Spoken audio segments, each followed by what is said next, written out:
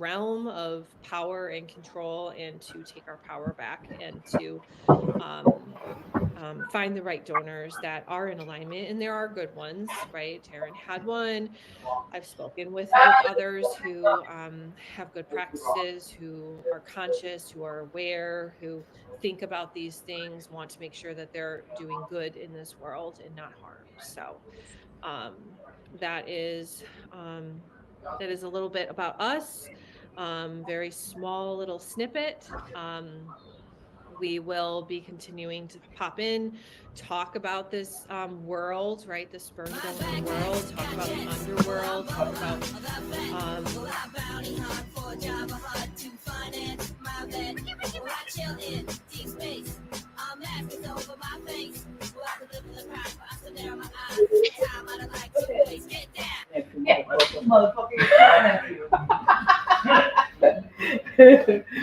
Oh my god. Thank you, Michael. Thank you for 29 months, buddy. How are you? I was hoping you'd drop by. Yeah. Isn't Dex? Yeah. I'm confused. He took the sperm from a donor and wants him to pay. He didn't disclose his genetic disease. And there's something about her he didn't disclose his genetic disease, and she feels like she was like kind of groomed, if that makes sense. I think that's what it was. No, I still don't get how this guy even managed to find this many ladies that are down, right? Talk about false advertising. Crying from last night's rain was that bad. Storm there. It's supposed to storm here over the next couple of days, I think. You know, the positive aspects too, because this is a beautiful option for people. We're not here to say, you know, don't do this, you know, or to fear monger. This is a great option, but you need to arm yourself with the right information and empower yourself and ask the right questions. So just a quick background about me. I'm a doula. I'm a birth and postpartum doula. So I'm very used to supporting people through their journeys. I am very open and receptive to helping people. So keep that in mind. And I know Taryn is very helpful as well. And that's what she's here for. Although there may be rumors saying that Taryn's out there to. I think these women are a bit more vulnerable because she was afraid of getting too old to have a child. But also, like, he does prey on people that feel vulnerable, that really, really want to. You got 2.5 inches in just a few hours. That's crazy. Hopefully you guys are safe. Promote her business, and this is all about, you know, bringing down the donor groups. It's just bullshit. Like, we all have He's taking advantage of it. a Exactly. Right to create a mission-oriented business and to have a livelihood. There's nothing wrong with creating a business around your heart and offering something important and coming from that space. And to twist it and distort it is just disgusting. So none of that here. We ask that you keep comments respectful and understanding, and kind and compassionate. And we hope to see some of you in our Facebook groups as well. Did you have anything to add, Taryn? Just if you guys are in our Facebook groups, one thing and a very common thing I'm hearing over and over and over again is how these donors have got fake accounts, and they're like fake female accounts and all that sort of thing. So if you do come across any accounts that you feel should not be in the group, or get any messages or any sort of harassments, please let us know immediately so that we can act on that. Anything that feels uncomfortable, anything that feels off, right? That's your body telling you there's something there. Yeah. And you don't have to face it alone. So you've got us now. Yeah. Great. So we will be hopping in every now and then. And now we're the consequences, Kate. Hoping for an unexpected death when he subs out the group. Yeah, I'm curious where the lawsuit went. I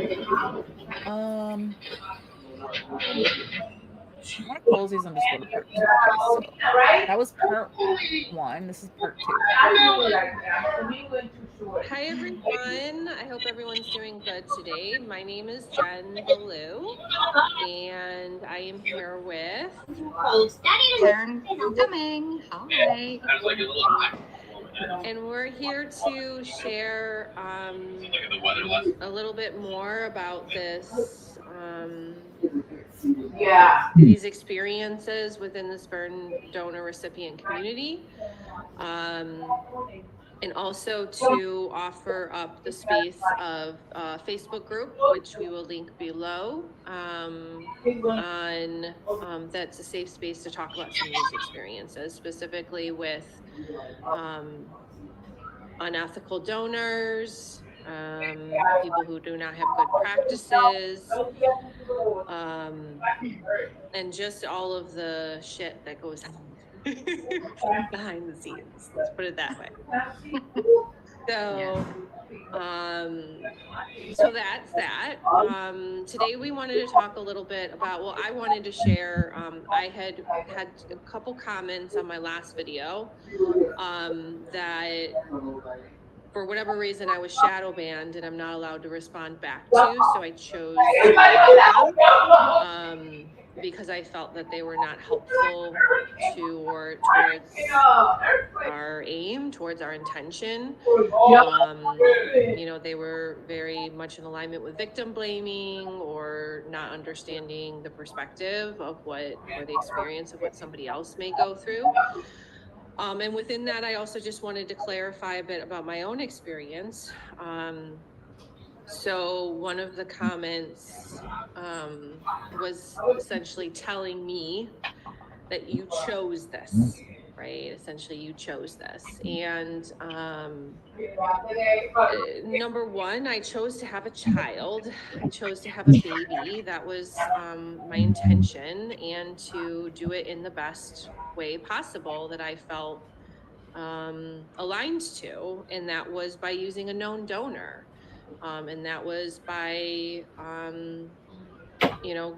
going the way of what I don't know if it's necessarily a as I known knew donor. about donor conceived perspectives and how my child Pretty would cute. relate to that. That was the best option.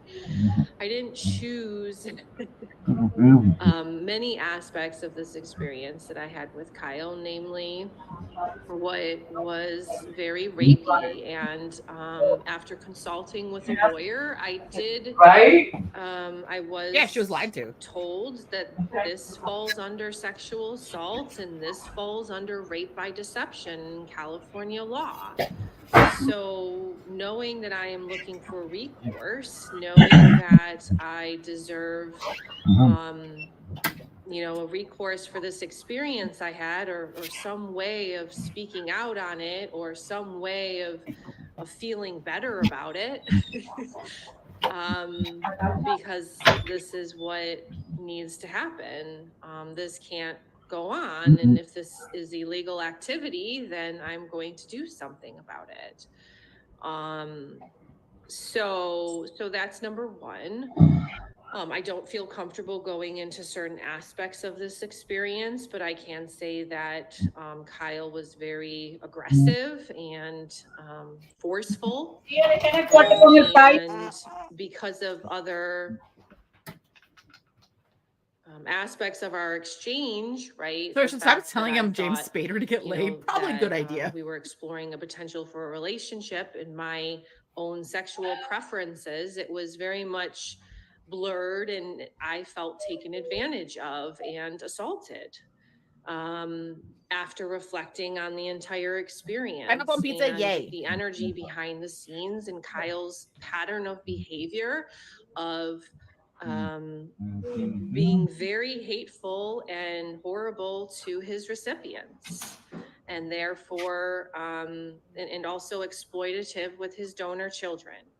So looking at it as a whole picture, one small thing that happened within the much greater puzzle, and putting the pieces together with a lawyer and a great support system, this is the space I'm coming to, that it was sexual assault, and based on him withholding information regarding his genetic health, and him knowing that he was doing so and knowing that it was wrong, that falls under rape by deception, according to the lawyer that I am speaking with, who is a lawyer that deals with fertility fraud. So I didn't choose this, right? I didn't choose this. I'm choosing this path forward with this, of course, but I didn't choose to have a conception that had rapey influences within This it. other woman, is she also a sperm fever? That I wanted to address first. There was another. Yeah, go ahead, Taryn. Can I say something? Yeah. So just on what Jen has said, victim blaming is absolutely disgusting. To do that, definitely just not right. And it does make me rather angry, because it's not only Jen, but it's all the other victims. Victim blaming like this is going to not help them heal, not help them come and talk about their problems and their situation that they've had. It's honestly not helpful. What you don't understand is how vulnerable. Oh, girl. Oh. Hey, girl. Hey. Woman can get going through this process, how well the person is. It's very, very easy to be manipulated when you are feeling so vulnerable and you are in a very unknown world. Jen looks back now, and a lot of the other victims that I've spoken to look back now, and they can't believe how stupid they were. But at that time, it all felt right. And that's because of the manipulation tactics that they have. So hold on. Don't victim blame. It's not cool, bro. What the fuck? I thought that was part of the video. That's funny. Heel doesn't like any of this. This right here is the Reddit post. Him. So let's watch some of these other ones. That was just them talking about it. Can't wait to go into Cairo today. You're gonna feel so much better. How's your day there, Raven? What are you doing? All right, so when it comes to making babies, doing pretty good. Was supposed to go to court today, but I guess it's not happening. For what? There are two basic possibilities. The would-be parents can do it themselves, or they can get help. The help can be professional, from a fertility clinic with specialized doctors, state-of-the-art labs, and fees running well into the thousands. Or it can be, well, not that.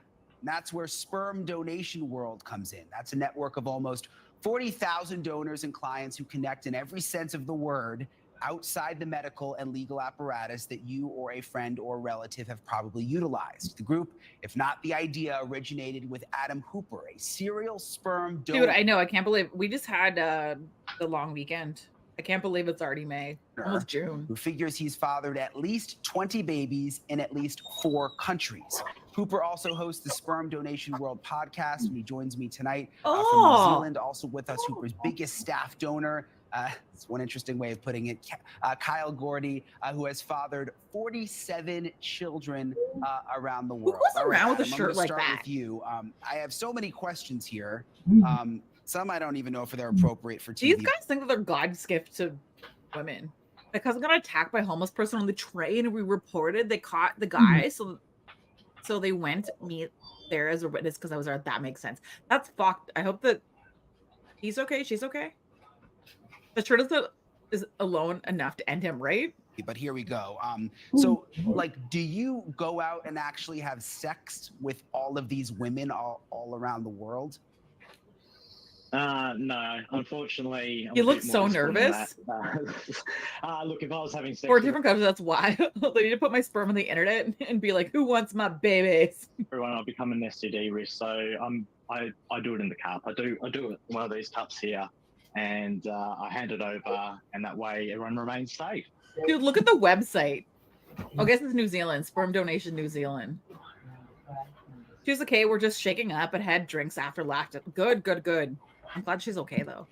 And so, okay, That's so mess. it's all through the cup. I mean, is it like freaky to have babies all over the place, Adam? Do you ever like think Should about be how many freaky. there are out there?